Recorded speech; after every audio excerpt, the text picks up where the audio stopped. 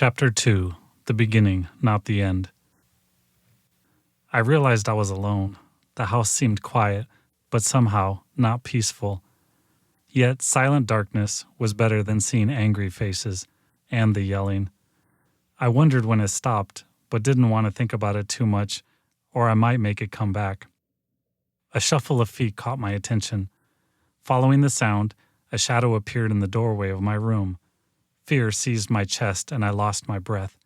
As my eyes began to adjust to the darkness, I realized it was only my mom tucking me in.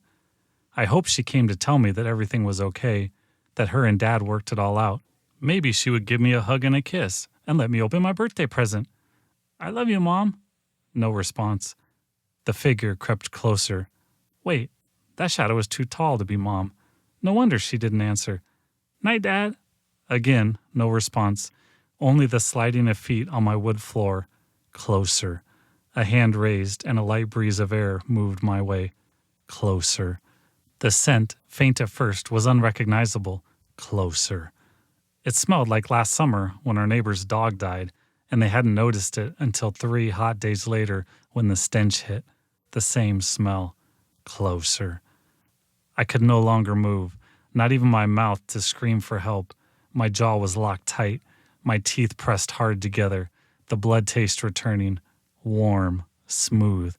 It was not Mom or Dad. It was... The figure shoved its hand into my mouth. Bony fingers moved from tooth to tooth, stroking each lightly.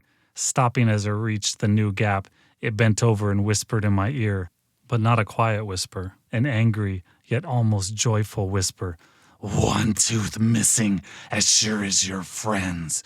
Gone will they be, the beginning, not the end." A hand forcefully thrust towards my face. My eyes closed quickly, a second before the punch. A punch that never came. Instead, as I opened my eyes, I saw an arm beneath my pillow. Too close. It touched me, and I felt cold but moist skin, slightly damp flesh, yet still somehow flaking off onto my face as it slid further past me. The arm jerked back, then slowly showed me my tooth that it had retrieved. As my eyes looked up at my tooth, its other arm smashed into my face.